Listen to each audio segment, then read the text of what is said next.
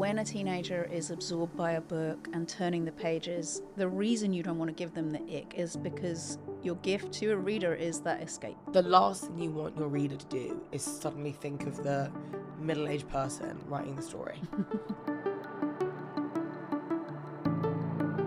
Hello, this is Louise Dean, founder of the Novelry, the world's best loved school for writers, with more 5-star reviews than any other and a whole bunch of published success stories.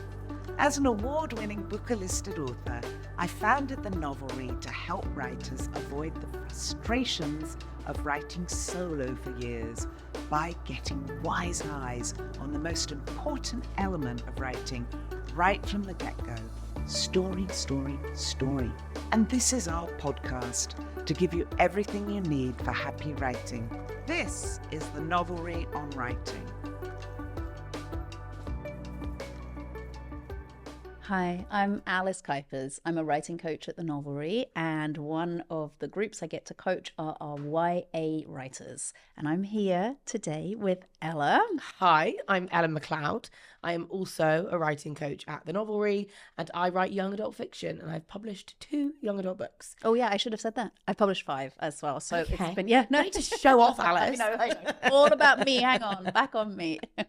So today we're going to be discussing how to not give young adult readers the ick.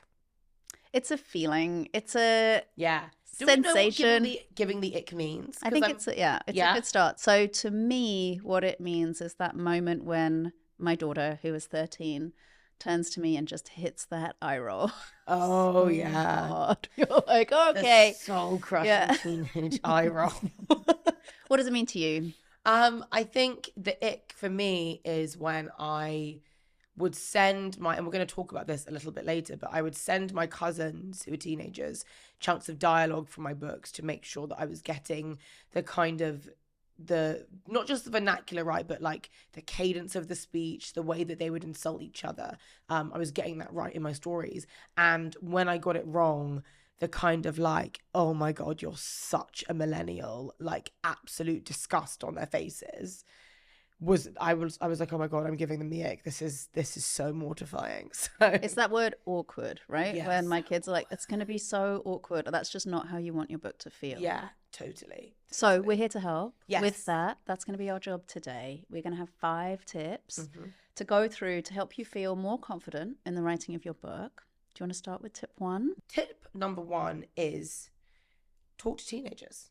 Mm-hmm. Talk to teenagers. So whether it's teenagers in your life, friends, kids, cousins, or it's engaging with the content that they are also engaging with. Mm-hmm. So TikTok or TV shows or movies, and just making sure that you're understanding the modern teen experience. What I hear is we're giving everyone permission to just go on TikTok. Yeah, I think so. Stop writing. Let's just go to TikTok. I think so. Thank you. That's perfect. I'm done. Yeah. I think so. I think that working out like that sense of humor, the kind of memery, the very online nature of a lot of modern teen humor, I think it's really important, and it will bring your characters to life. It will make them feel really genuine and authentic. Even if you're not necessarily writing contemporary teens, even if you're writing teens set in a fantasy world or a dystopian future or a historical setting, still tapping into like the psychology of a teenager in this day and age is really important for writing plot that modern teens are going to actually want to read. Because what we are talking about specifically right now is writing young adult fiction for young adults. Well, and when you think about what life has been like for teenagers over the last however many years, like growing up through a pandemic and dealing with the relentless bleak of the news and Just how you constant would be as a young person in the world today, Yeah, like what that constant feels like. environmental despair, the economy crashing over and over again, and basically being told that like all of the milestones that your parents hit that meant that they could own property and have well-paying jobs, you can hit and probably still won't have property or well-paying jobs, so sorry. And student debt, and just all of the opportunities that several generations above them would have taken for granted, teenagers today don't have. Well, and I think it's interesting too, because I think there's sometimes when people want to write for teenagers, they think, oh, okay, that might be easier. I'm just going to dive in and do that, rather than realizing the absolute wealth and breadth of teenagers in the world and what they're saying and what they're doing and how they're showing up. And so as you start to do that scrolling, that homework we're setting you, you start to see actually these are really vital, very real people who want to read really real stories, which seems obvious. Like, having done it for a long time, it's like, oh yeah, for sure. These are people who want to know about the world. Yeah. And so what can I bring as me, as a writer, and in a story that makes a kid feel excited about turning the page, Absolutely. right? Alongside that, you have to also respect teenagers. Yes. I feel like teenagers often get just like a really every generation's teens have got a bad reputation for being feckless or lazy, or not as hardworking as the generation before or whatever. And I think that's true of the teens today. They get a lot of like negative commentary from various parts of society about like, oh, no one wants to work anymore, and they don't care about their future, and blah blah blah. And I think that realizing that like if there is apathy amongst adolescents, it's apathy that's been induced by a feeling of like hopelessness, and that's because of the set of conditions they've been born into. But also there was a real sense of like desire to make the world better, a real like radical empathy for people around them. As a result of being so online, teenagers are able to like relate to people who live in like drastically different circumstances on the other side of the world. There's a real connectedness to this generation set of teens that is amazing to explore in stories. But yeah, I think that sometimes, as you say, because maybe people underestimate how hard it is to write for teenagers, there is a kind of unintentional condescension. Yeah. And teenagers pick up on that. Well, I'm thinking about our tip, right, to talk to teens, and I'm thinking about the teenagers in my house who won't necessarily talk to me, but that's fine. But I think it's about talking with teenagers, like understanding what their world is like, really hearing them. And if that means you can't talk to teenagers because your teenagers won't talk to you, the ones you have, then that can be done in an online space. There's plenty room for us to learn what teenagers are into. Yeah, for sure. Should we do our second tip? I think we should go to tip 2. I feel like we're ready. So tip 2 is think about how teenagers communicate with each other. So when we were talking about this before we came onto the set, we were thinking about like tech and how often our writers at the Novelry feel intimidated. How do I enter that world of tech? How do I talk about phones? I'm just going to avoid it. But you were very clever in saying this is more about modes of communication. When you're in a fantasy novel, it looks a certain way. Do you want to talk a bit more about some of that? So an example I think is useful is in Sarah J. Maas's books, the A Court of Thorn and Roses series, which are kind of, I think the last 2 are kind of more adult, but it definitely entered a young adult space for sure to start with. And in the second book, Feyre, who's the protagonist, and the male love interest, Rhys, send magical notes to each other. So she'll write a note and then the note will disappear and he'll read it, and then the note will reappear and he'll have written on it. And that's texting, essentially. But it's magical texting because it's a fantasy world. But what that does is really tap into the instantaneous nature of communication with like young people today. So if you're writing a historical novel, you have to really think about how if a letter or a piece of information is going to take 2 weeks to reach somebody, what does that mean for the young people in your story and the young people reading it who are used to being able to find out what their friend thinks about something in seconds? So yeah, I think that working out what quick communication means for young people and how it informs their relationships to each other, both in a positive and negative way, is really important for writing young adult fiction. Well, and I like to talk a lot about taking things as an opportunity, right? So if you're feeling intimidated, it's often a sign that you can take that as an opportunity as a writer to learn a bit more, to research a bit more, spending more time on TikTok. All our tips are just spend time on TikTok. That's it. Just go on TikTok. But actually, okay, this is your permission to get to know some of those social media a little if you're feeling intimidated by that mode of communication, but you're writing a contemporary YA novel novel and your teenagers need to do it.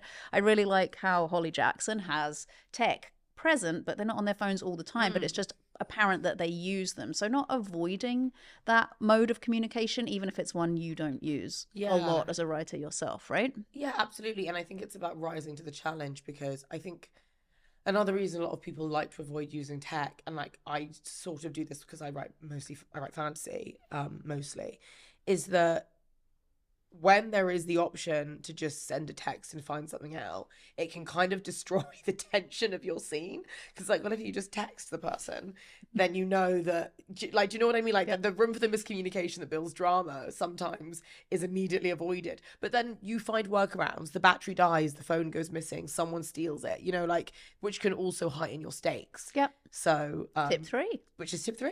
Something I see lots with our writers is a nervousness to increase the stakes, to put their characters into a position where they're being really challenged. So what we think about at the Novelry is how a character's journey changes. We talk about something called the 5 Fs. We think about how your character is at the beginning and how they are changed by the story and how they change themselves, and really come to see who they were and who they need to be by the end. And that happens by the character going through events in the plot. So what I think is a really good tip for when you're writing YA and you don't want to give teens the ick is you actually want teens to be turning the pages. And so to do that, think about how you can raise your stakes. What does your character have to lose?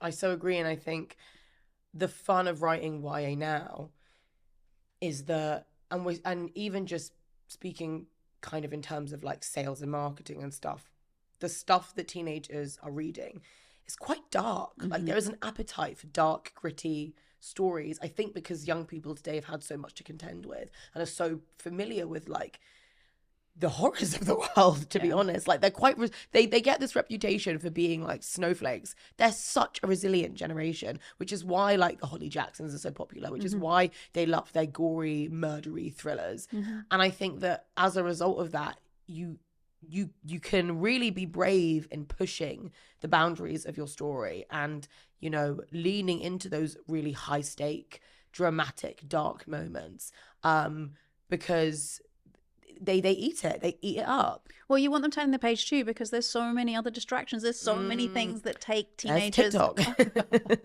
It's everywhere. In terms of wanting a reader to stay excited by the story.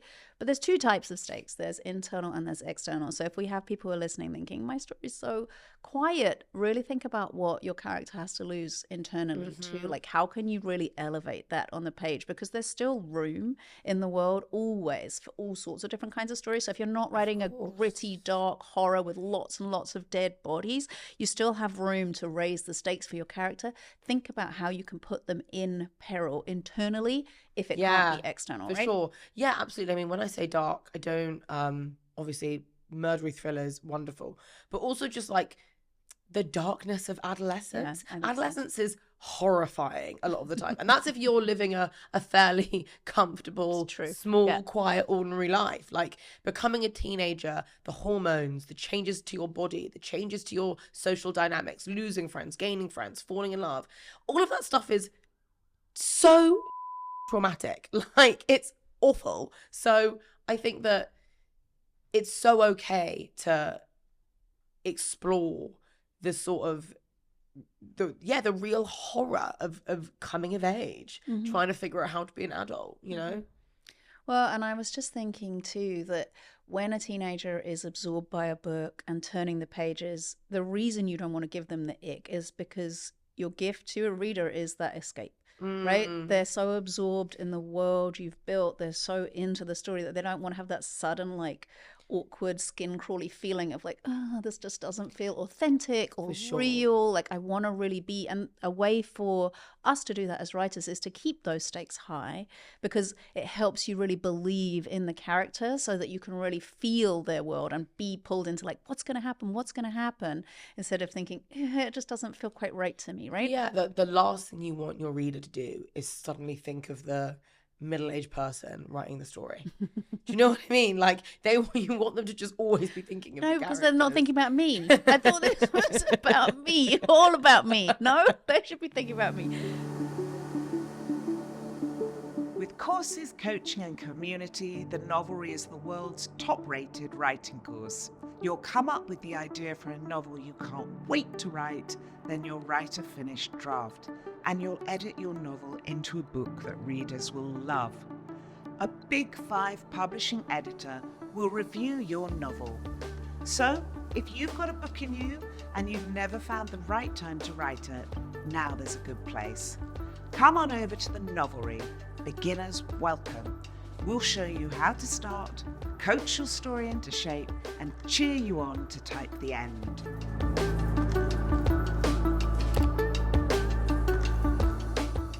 Moving over, and you talked a little bit about the writing of your last novel, which is a beautiful book, and I think everyone should go and read it right now.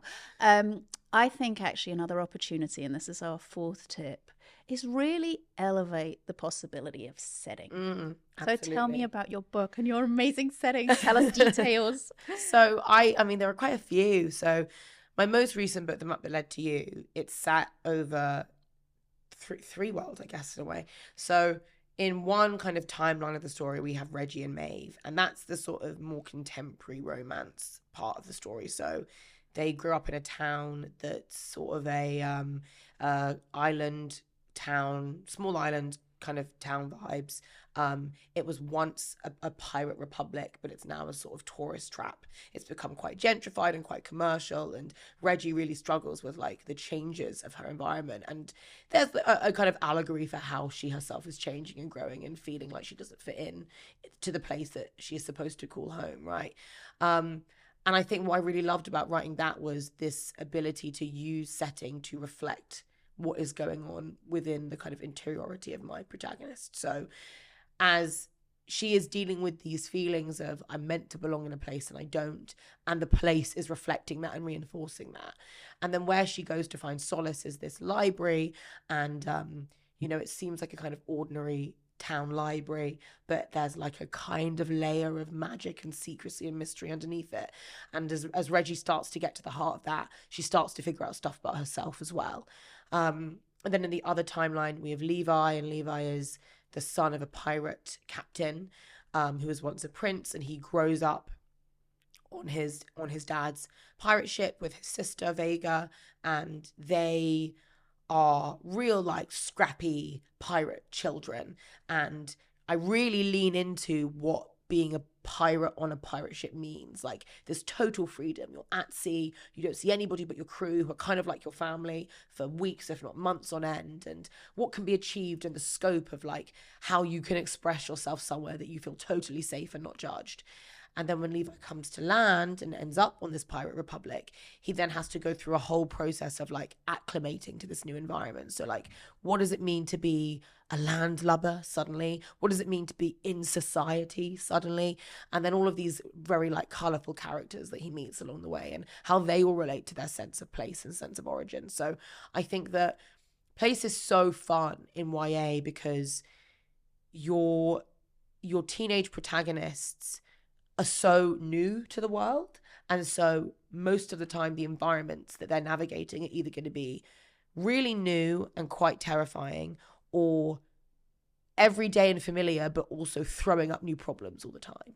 And then there's also the fun challenge of like trying to create spaces where there aren't too many adults essentially to ruin the fun. I know, you really want your teenager to be the one who's leading the story. Yeah. And I think this setting opportunity is that lots of books with school as kind of the heart of it maybe aren't where teenagers want to be spending their time when they're reading. It doesn't mean you can't have school, and I don't want anyone to panic if they've written lots and lots of school stuff. But think about, okay, did I have like 5 scenes in a row just set in a classroom? Do I want to maybe try somewhere else, even if I'm writing contemporary, realistic, and I don't have a pirate island? There's probably some people who are like, I wish I had a pirate island. Like, I want to be on the pirate island. You use it so well to the setting. Like, even as you're talking now, I'm remembering reading and just how vivid, when Levi's in the water and like he's overhearing, like you use the setting really well in the story to keep us compelled by the plot.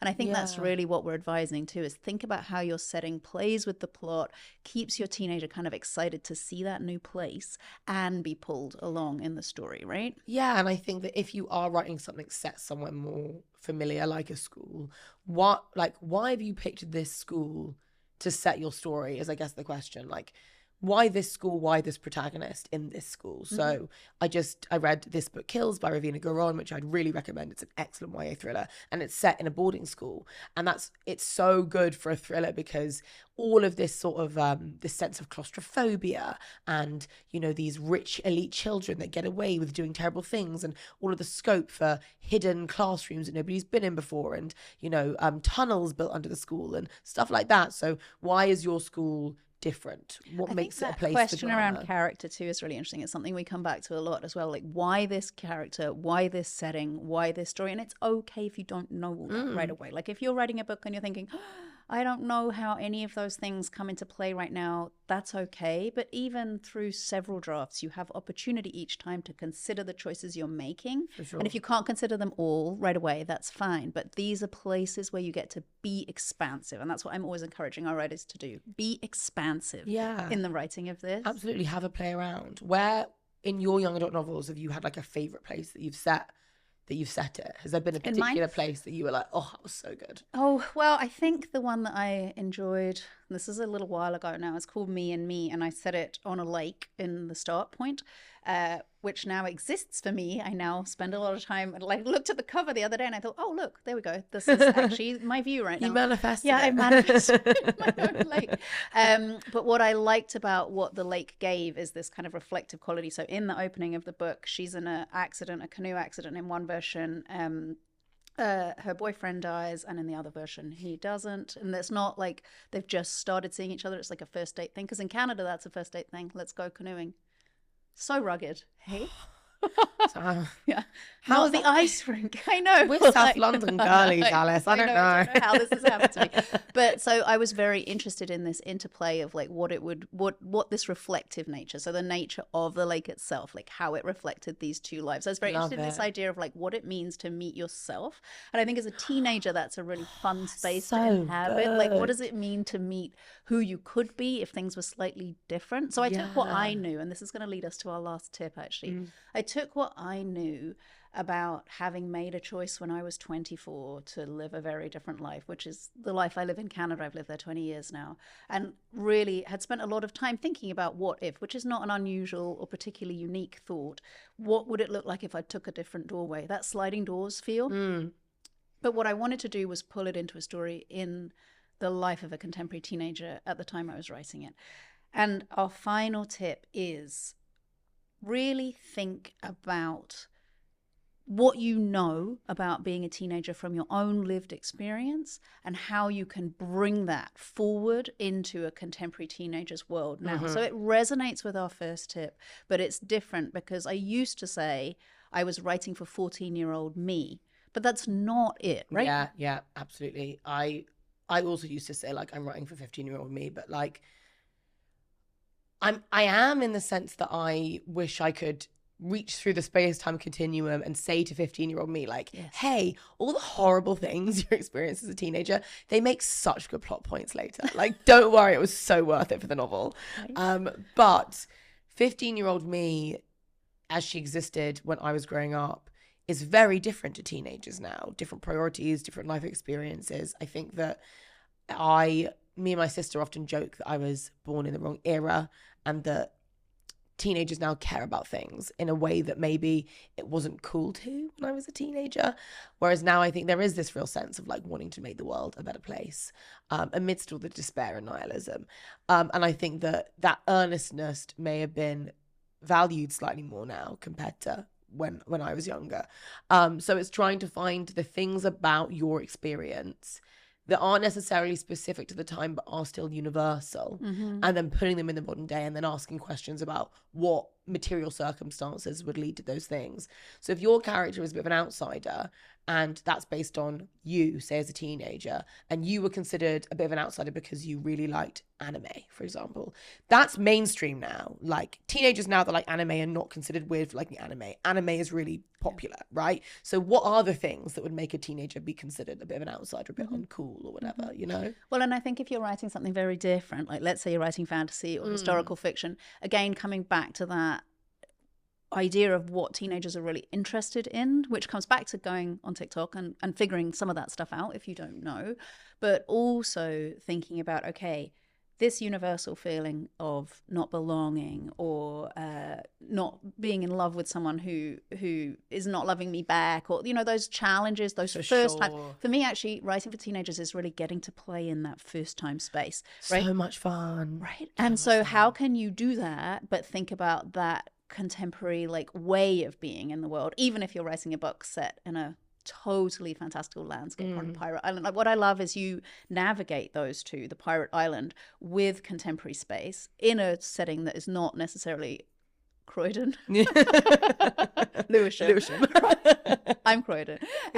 So I feel like there's a lot of room for that in our writers when they feel open and expansive, like we were talking about before. So I really invite our writers to just like come into a space where they're excited to try what's possible and not feel intimidated, because it can feel a bit intimidating. Sometimes I meet writers who are like, I'm going to write for teens because I'm a bit scared to write the book I really want to write. And I think if this conversation gives you anything that makes you feel excited to keep going with your YA novel, perfect. And if it makes you feel, okay, this is maybe a space I'm a bit worried about, there's ways through that. And one can be lean into the research, follow those tips, get excited. And another can be, is this something I really love? Go read a bunch of contemporary, amazing YA and say, oh, actually, this is exactly the type of thing I can see myself writing in my own unique way, pulling back to my own unique experiences. Yeah, right? I think showing teenagers that the respect that you would show any readership and not like condescending to them because they're younger is really important, because they know they call bullshit every time. Perfect. Well, I think that we are going to leave it there for today. It's been really fun talking to you. I'm so excited about talking to working you with you more, working with our teen writers, and also knowing what you're going to be writing next. So we're going to talk a bit more about that after. Thank you so much. Goodbye. I hope this has been really fun for you. Bye.